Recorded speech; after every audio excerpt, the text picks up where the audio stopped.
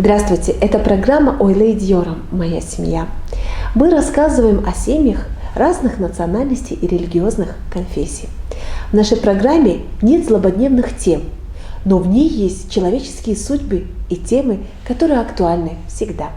Сегодня мы познакомим вас с большой семьей, которая даже не помещается за одним столом. Мы побывали в гостях семьи Бахаи и узнали, как молодая религия поддерживает идею равноправия, верят в науку и говорят о единстве всех религий.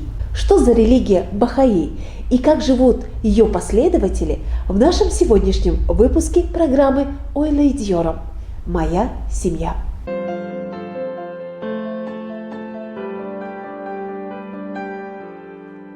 Озадахон, большое вам спасибо за ваше приглашение и за то, что вы смогли собрать за этим столом всех ваших родных, близких, друзей. Хотелось бы вначале попросить вас представить, вот так как мы уже с вами знакомы, представить каждого из сидящих. Я знаю, здесь есть и гости, и те, кто всегда бок о бок с вами и рядом с вами. Добро пожаловать, Фирузахон, к нам в дом. Очень отрадно, что за этим столом сегодня собрались все мои близкие, родственники. И приехал племянник с Казани, и хотелось бы представить нашу большую семью, как обычную таджикскую семью, она всегда большая. И рядом со мной сидит моя сестра Мавлюда, Марьям и Санджар, мои племянники, которые приехали с Казани в гости. Эльорджон, он наш друг с Ташкента. Добро пожаловать вас тоже, Эльорджон, к нам домой. Сугроб и Ситорочка – это пара супружеская. Сугроб мой племянник, Ситора супруга. Шахноза и Сарвар. Сарвар мой племянник, Шахноза его супруга. Добро пожаловать всех к нам домой. Мы вот собрались за таким столом, и я очень рада видеть всех вас.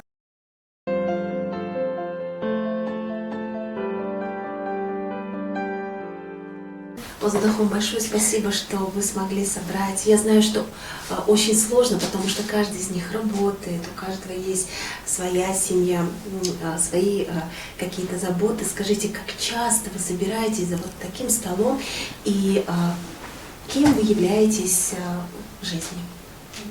Мавлюда Абдурахмановна, если так скажем, потому что я так привыкла, 42 года в школе работаю, меня так мои ученики называют. Вот. Я учитель русского языка и литературы. Меня зовут Марьям. Я очень рада оказаться здесь, за этим столом. Это второй раз, когда я посещаю город, прекрасный город Худжанд. Я очень восхищаюсь людьми, которые здесь живут. И это город, в котором мы познакомились с моим мужем, поэтому он особо дорог для меня. Меня зовут Санджар. Вообще я работаю в сфере IT. Я режиссер документального кино и художник. В Худжанте бываю очень часто. И слава богу, причин, чтобы быть здесь тоже очень много. Спасибо. Я Сухроб, как уже рассказали. По специальности я экономист-менеджер. Долгое время работал в нефтегазовой отрасли, но в настоящее время работаю в международной организации. Я долгое время увлекалась пошивом женских платьев. Сейчас вот это профессионально решила заниматься, да. Вот, в данное время сейчас с ребенком сижу дома, но мое самое любимое занятие это же платье. Я Шахноза, я работаю в сфере образования. Ну, вообще, до того, как я узнала о вере Бахаи, у меня было очень много мыслей о том, какие взаимоотношения у меня должны быть с Богом, потому что была братоубийственная война начала 90-х, и было очень сложно. У меня была молодая семья и 2 маленьких детей, и это все влияло на состояние и семьи, и вообще состояние человека, да, и он не чувствует, когда уверенности в том завтрашнем дне. Зачастую приходят мысли о Боге, да, о том, где найти ответы на те вопросы, которые сокрыты в твоей душе. И в 97 году я услышала о вере, и это была такая удивительная вещь, что когда мне предложили изучить историю веры, впервые я столкнулась с теми идеями или концепциями, которые у меня были в душе, что я всегда думала, что мир, он сам по себе един, и у меня в душе всегда было такое ощущение, что все едино по сути. И когда я услышала принципы Бахаулы о том, что по сути Бог един, все религии, они исходят от одного источника, и что люди сотворены для того, чтобы продвигать вперед цивилизацию. И со всеми этими идеями я была полностью согласна. И для себя сделала или, выбрала эту идею, да, что это действительно мое состояние, мое желание, да, что я пришла в этот мир для того, чтобы его продвигать, а не разрушать. Я тоже пришла в веру, изучая. Очень мне понравились принципы. Принцип единства Бога, важность образования, равноправие женщин и мужчин, невмешательство в политику верующих. Вот эти принципы очень мне понравились. Я думаю, это учение мне не навредит, если я буду по этим принципам жить. Я вижу на этом столе традиционные предметы празднования, символика Навруза. Это проросшая пшеница и наш сумалак. Расскажите, пожалуйста, какие традиции и праздники вы отмечаете в кругу вашей семьи и вашей общины? Хотела начать с того, что праздник, он сам объединяет всех людей. И у нас очень большая расширенная семья. Нам нравится быть вместе. И так как праздник укрепляет узы дружбы, любви, и у нас очень много, кстати, праздников. И один из таких замечательных праздников – это праздник Навруз. У всех религий мы знаем, что есть законы, да? И один из таких законов веры Бахаи – это соблюдение поста. И он у нас начинается 2 марта и продолжается до праздника Навруз, который мы отмечаем.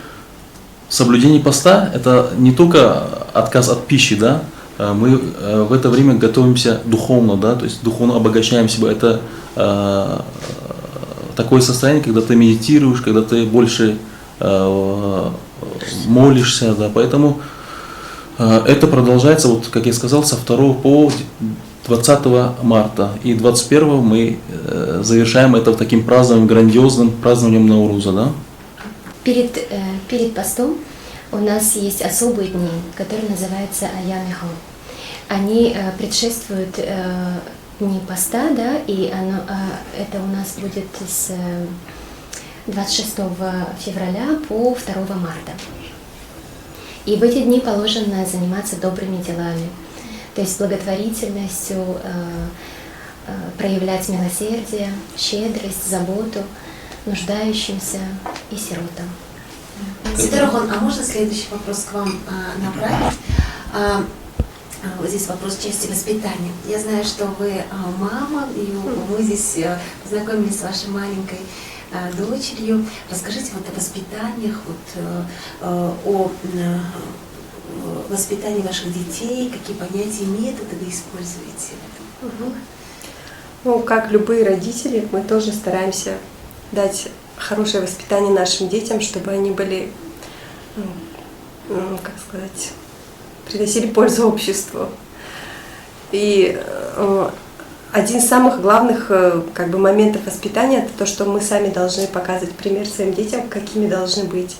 И принципы веры, которые учат нас именно развитию духовных качеств, да, в особенности это правдивость, справедливость, щедрость, милосердие. Это все качества, которые мы должны в первую очередь, как родители, сами проявлять, чтобы показывать детям. И очень важно в такие моменты, чтобы не было у ребенка контраст между тем, что мы ему учим, и как мы себя ведем. Но это один из моментов воспитания, что собственным примером должны показывать. Существует программа по духовному воспитанию детей, которая учит вот этим качествам. Она начинается с 5-летнего возраста до 10 лет, потом подростковая программа продолжается до 15 лет. И, то есть это такой период очень важный, когда родители заботятся, чтобы ребенок получил вот это воспитание. Так как наравне с интеллектуальным воспитанием, которое они получают в первую очередь и в школах, да, книжные знания, как мы говорим, существует наиболее важное это именно духовное воспитание. Там, где они учатся добродетельным качествам, хорошему поведению, как бы видам отношения здоровым между людьми. Поэтому духовное воспитание, оно наиболее важное, и мы вот с мужем стараемся как бы уделять этому большое внимание. И наши дети старшие подростки, и они ходят в подростковую программу, они прошли ее, да, и вот сейчас вот по завершению подростковой программы они сами стали вожатыми и стараются других подростков нашего соседства, да, наши дети-соседи, с ними тоже проводят эти занятия. У нас тоже есть дочка, ей 5 лет практически, и мы, когда она родилась, мы начали задумываться о том, как ее воспитывать, да, что должно быть мерилом для их воспитания. И у Бахауллы есть прекрасная цитата, которая, она звучит так: «Человек полон бесценных самоцветов, и лишь образование может извлечь эти сокровища и обратить пользу в сторону человечества». И что это значит? Что каждый ребенок — это не пустой сосуд, которому мы должны лить какую-то информацию, а раскрывать таланты и способности их. Да, действительно, когда у нас родилась дочка, мы стали задумываться о том, какие духовные ценности будут формировать ее будущее поведение. И нам очень повезло, что наши друзья, у них тоже такая маленькая дочка, они открыли класс по духовно-нравственному образованию детей. Мы стали водить свою девочку туда 1 раз в неделю.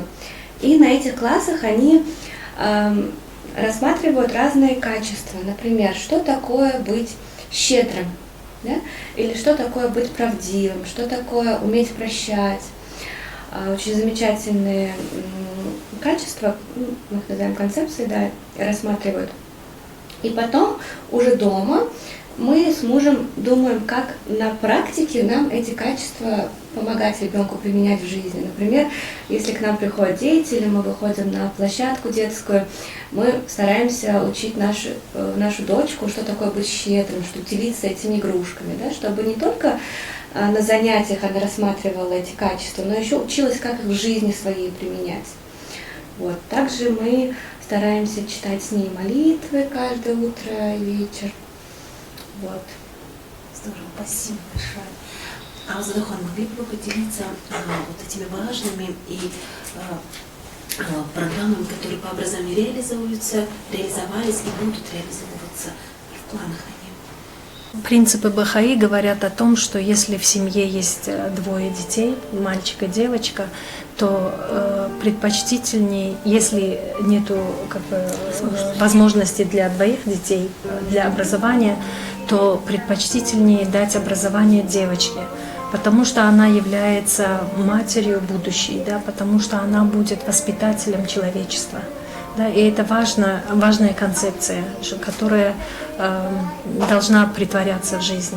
Бахаи стараются в своей жизни делать вклад в образование, и все мы, как и все социально нормальные люди, живущие в обществе, каждый из нас делает вклад профессиональный в свою работу. Но помимо того, что мы работаем, кто-то из нас учитель, инженер, бухгалтер или разные профессии, мы делаем вклад еще в образовательные процессы, да, что вокруг своих детей даем возможность детям соседей, детям родственников объединяться в группы, где они исследуют реальность, в которой они живут, учатся чему-то новому, дружат и создают в соседстве очень теплые дружественные отношения.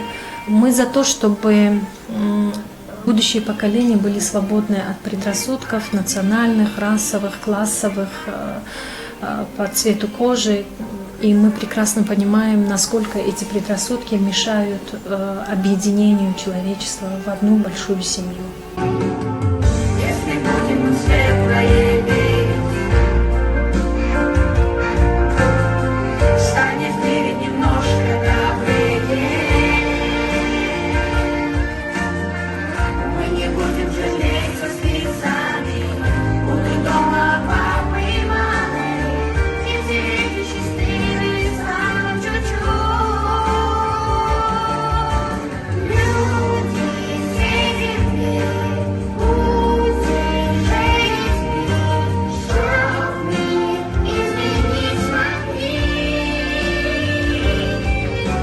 Жизнь, чтоб не грусть, небо, чтоб без слез.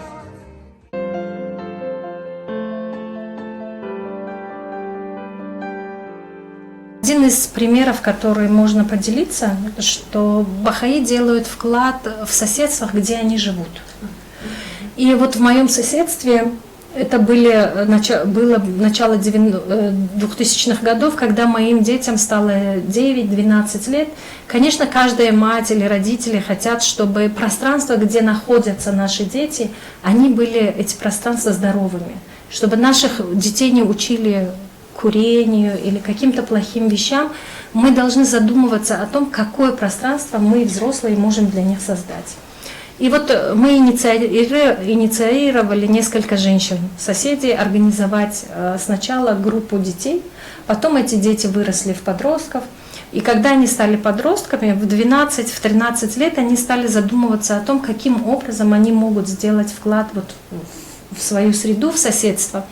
И много вещей мы увидели с ними, и они размышляли, что нужно заняться посадкой деревьев, нужно посмотреть, каким образом мы можем поддерживать чистоту.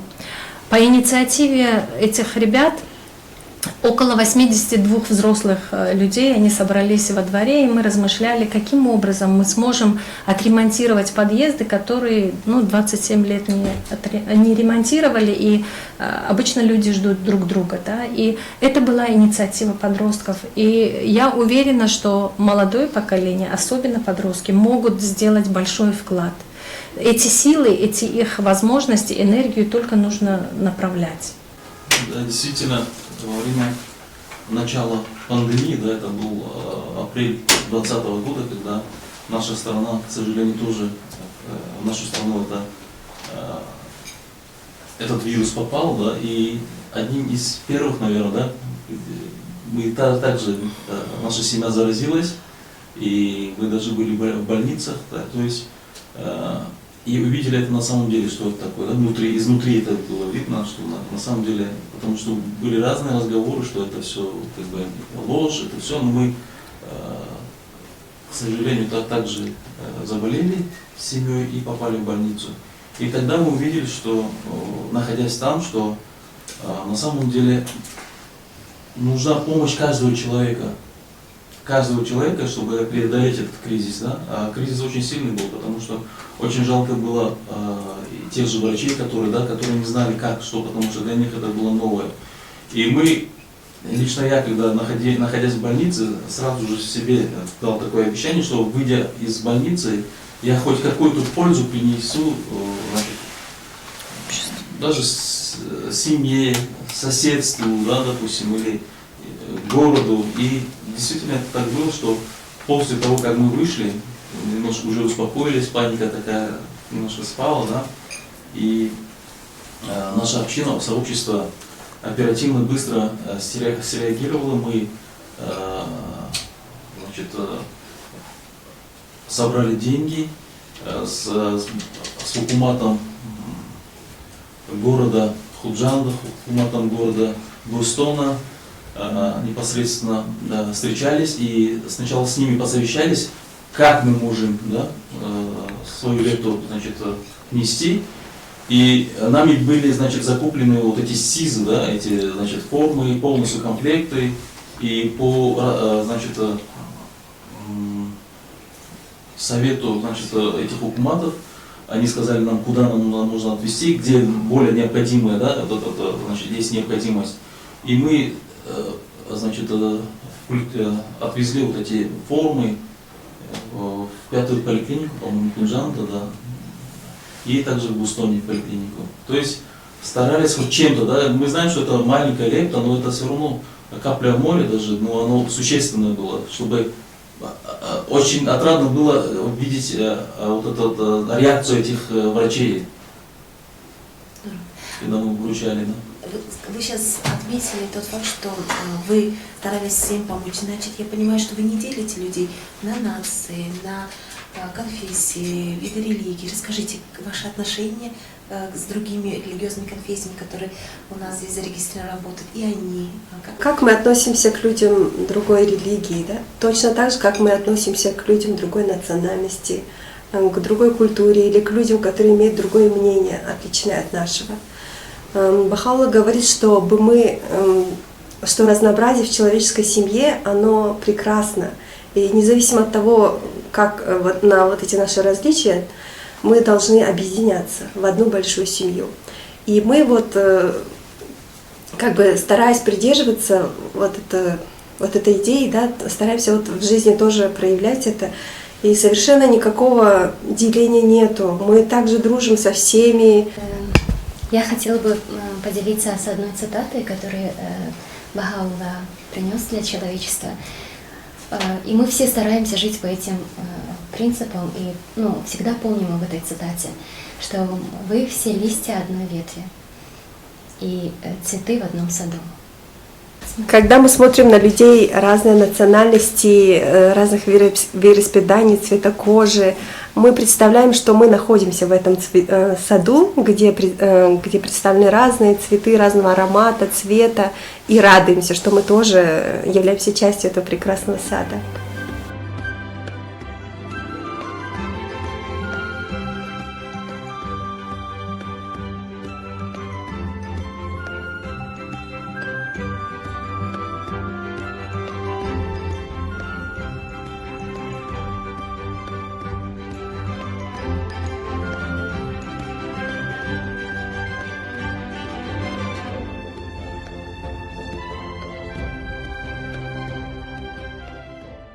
Вообще, все бахаи, хотя бы в какой бы город ты ни приехал, ты всегда знаешь, что там есть люди, которые близки к тебе по духу, и ты можешь обращаться к ним, если у тебя есть какие-то вопросы или помощь.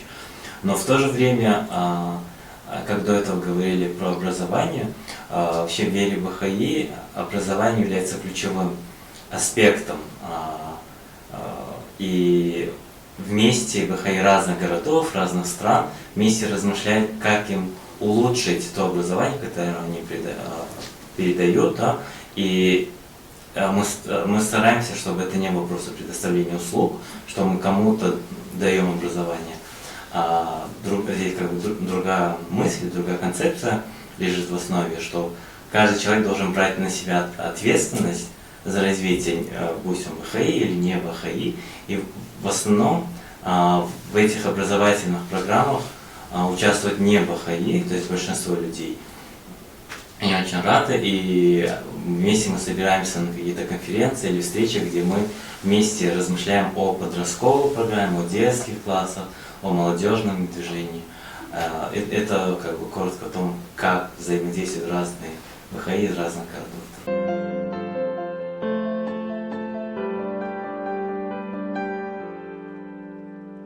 Говоря именно об опыте образовательной системы, особенно подростков, у моих друзей в Таджикистане настолько хороший, интересный опыт, что не только из Узбекистана, такие друзья, как я, и множество других волонтеров, в том числе не бахаи, приезжают сюда научиться этому опыту, как работать именно с подростковым возрастом, потому что в этой сфере мои друзья из Таджикистана очень хорошо продвинулись.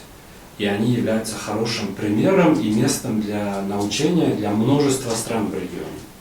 И это отличительная черта, наверное. И это тоже многое заставляет как бы обмениваться опытом, переезжать, встречи и так далее. То есть это всего лишь один из, наверное, причин, по которым мы встречаемся. Очень часто мировое сообщество, да, Бахаи, создает такие пространства, где несколько стран или бывают конференции мирового значения, где действительно, как сказал Санджар, собираются Бахаи и размышляют о том, какой вклад они могут сделать, какой вклад в продвижение цивилизации, в которой они живут. Да? И история веры насчитывает очень много таких конференций, особенно если посмотреть историю, тогда, когда была Первая мировая война, да, Вторая мировая война, везде, где были разрушения и как бы терялась надежда, появлялись возможности для верующих делать вклад в то, что каким образом образование могло бы спасти человечество и давать возможность потерявшим надежду, да, найти эту надежду и делать свой вклад, вклад вот в свое развитие, да, своей страны, своего города, своего соседства. Я думаю, это важно. Это важно, когда люди видят маяк, люди видят возможности именно в такие моменты, да, когда тяжело. Да. И я думаю, что учение Бахаи, оно, как и все мировые религии, которые когда-то были для человечества открыты со стороны одного единого Бога. Учение Бахаи тоже открыто для всего человечества, как и учение Мухаммада, как и учение Иисуса, как и Моисея. Все эти учителя человечества, они приходили с одной миссией, да, объединять человечество в какие-то рамки, да? Например, сначала это были рамки семьи, потом это были рамки племен, потом государства, а сейчас Бахауллах говорит о том, чтобы человечество уже созрело для того, чтобы объединяться как одна человеческая семья. Ваши двери всегда открыты для всех, и вот было ли когда-нибудь за вот историю, наверное, вашей жизни, да, какие-то домыслы, какие-то неправильные суждения, как вы с этим, как вы к этому относитесь, боретесь вы с этим или уже? У нас менталитет такой. Мы открыты для всех. Мы стараемся подарить любовь свою, доброту. Приходят с вопросами, за помощью каким-то, да, вот, например, Слава Богу, мы живем в такой стране, демократической стране, где соблюдаются все религии, да, где разные вероисповедания, религии могут свободно находиться, жить. Поэтому мы счастливы, что живем в таком удивительной стране, как Таджикистан, и поэтому таких каких-то серьезных, слава Богу, у нас не было. Мы очень дружно живем со всеми народностями, со всеми представителями разных религий, да. И знаете, никогда не забуду, Бахауллах сказал: я не пришел менять вашу религию, я пришел, чтобы поменять ваши сердца. То есть это тоже для меня такое было высказывание, очень удивительное, да, когда я услышал об этом учении. По сути, если вот это, да, философски об этом подумать, что по сути мы понимаем, что религия, она сама по себе одна, единственная. Раз Бог один, то и религия одна, да, и каждую 1000 лет приходят учителя, которые приносят, если на нашем как бы сегодняшнем языке сказать, новую конституцию для человечества, да, что если обратить внимание на положение женщины, недавно у нас было 8 марта, мы праздновали, и это международный праздник, но хотелось бы вернуться к этому вопросу о равенстве мужчин и женщин. Да, и когда мы размышляем о том, что каждая книга, которая приносится от Бога, небесные книги, говорят о положении женщин, что каждый пророк, он на одну ступень возвышает положение женщины. Да? И очень интересно, что сейчас, вот в нашем современном мире, положение женщины, она такова, что наравне с мужчиной как сказал Бахаулла, мы имеем право получить образование, да, занимать такие места и в правительстве, да, и бороздить там небеса. И сейчас это как бы цивилизация показывает, что мы намного впереди в том понимании, что положение женщины и в семье, и в обществе, и в институтах, оно уже занимает другое место. Много еще человечеству предстоит пройти в этом отношении, но само то, что все три участника в мире или в жизни, да, это отдельный человек, это общество и институты, они работают в том направлении, чтобы мужчины и женщины, они находились в одном каком-то пространстве, в совещаниях, и в семье, и в обществе, и в институтах, да, что они сидят за одним столом, и они обсуждают необходимые вопросы, где женщину не выставляют в другую комнату и не говорят, что ты недостойна еще. Да? И это говорит о том, что мы идем вперед. Твердыми шагами цивилизация проходит стадии более высокого сознания. Да? Религия — это не набор устаревших обрядов и ритуалов, это образ жизни. Религия должна принести любовь и гармонию в человеческой семье и вообще в целом в мире.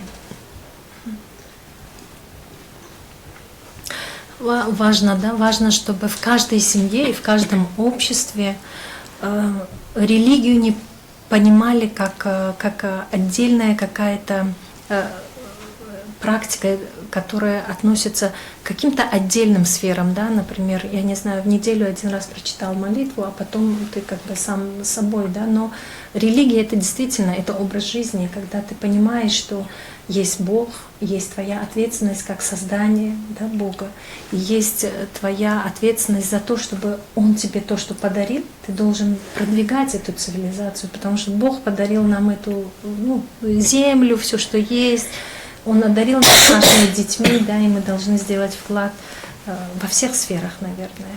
И еще одно высказывание Бахауллы говорит о том, что